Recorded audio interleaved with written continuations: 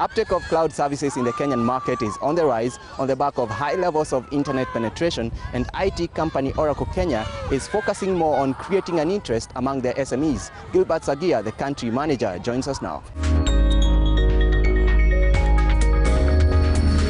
We are talking about driving the uptake of cloud services by SMEs in Kenya, and I understand Oracle has a very specific focus on that. Just give us a sense of that business strategy that you're employing at, ensuring that SMEs can access affordable, quality cloud services provided by you. Charles, thank you. It's an interesting question, but it's a question that a lot of customers are asking, and they're moving from stage to stage. We started on cloud from intrigue and interest. It's now moving to the space of when and what do we start with.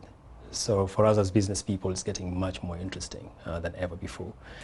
I would say cloud is bringing sanity back to the consumption of IT. The way we've consumed IT over the last decades will not be sustainable for the kind of pace of growth that's expected of companies now. The kind of competitive space that all businesses, small or large, are facing right now. The globe has become literally the marketplace. Competition necessarily is not going to come from from your neighbor, immediate neighbor physically. It's going to come from anywhere in the world. So the usage of technology, or IT so specifically, in businesses, I would say is a lifeline now. Everybody must employ it, no matter if you're large or big or small or medium, it doesn't matter. All must kind of find a way to embed technology or IT in their businesses. And cloud brings sanity to that whole consumption model of IT. It's all about consumption and usage. When we speak to some of the business leaders, and I mean here not necessarily the IT people, they look at cloud specifically as helping them with speed to market. To them, that's the most important thing. Why would Oracle Kenya look at the SME market as a key part? Because many times they are looked at as people who have a separate, different set of problems, financing being one of them. Why is it a very key market for you? With cloud, we're able now to bring the same technologies, and it's important to underline the same technologies that we are working with large enterprises on, in a different consumption model to the mid-market and to the SME. Literally wiping away what you're calling about the finance divide or the funding divide, literally wiping that away, because they're able to pick what they want in smaller units to build their businesses, and they grow as they consume and as they grow their business as well.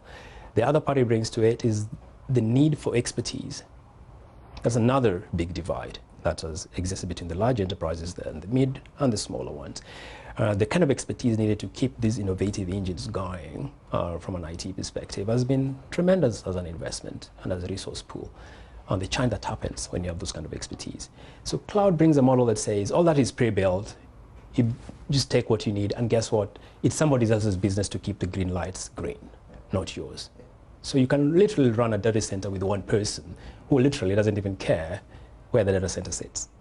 That changes the game completely from an SME to mid-market. We're still seeing companies spend up to 75% of the IT budgets on routine maintenance. How can cloud help unlock part of that money to be invested in innovation?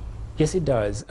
We started the journey on the whole thing about simplifying IT with our engineered systems play, right? Where we said, we take hardware and software combined together to just make it make sense.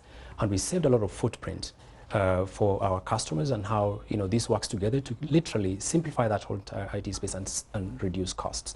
And quite a large amount of costs was reduced from that perspective. That was a couple of years back. A lot of customers on our engineered systems moving forward. The next new wave we are getting onto, we've gotten into already, and we are powering through, is cloud. Right? We'll assist even more with that, because if you've already reduced by 40%, where do you get the next 50% of that 40 or 60% that's remaining? It might not just come from tweaking what's exactly there. We need to completely change the model. So cloud comes into play as well, to be able to free up not just the costs as well, but also the people. Now, in the region, we are still talking about high internet costs. Do they need to come lower, because we are looking at internet as an enabler of all the disruption that we're talking about, including cloud services?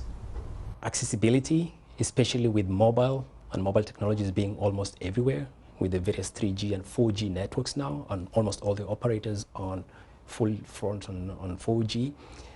Penetration is pretty good as far as mobility is concerned. And then when you look at the physical broadband network, the government has done quite a lot of work to making sure that a lot of corners, especially because of the devolution as well, building out fiber networks to every part of this country in all the 47 counties as well. So there's a bit of work going on there. Cost, can always be better. Let's put it that way. Cost can always be better. Then I look at it the other way. The cost of doing nothing is even more expensive for an SME. The cost for an SME not to be digitally ready is more expensive than for them right now to spend and just put in their business plan how to maybe capitalize on a few things.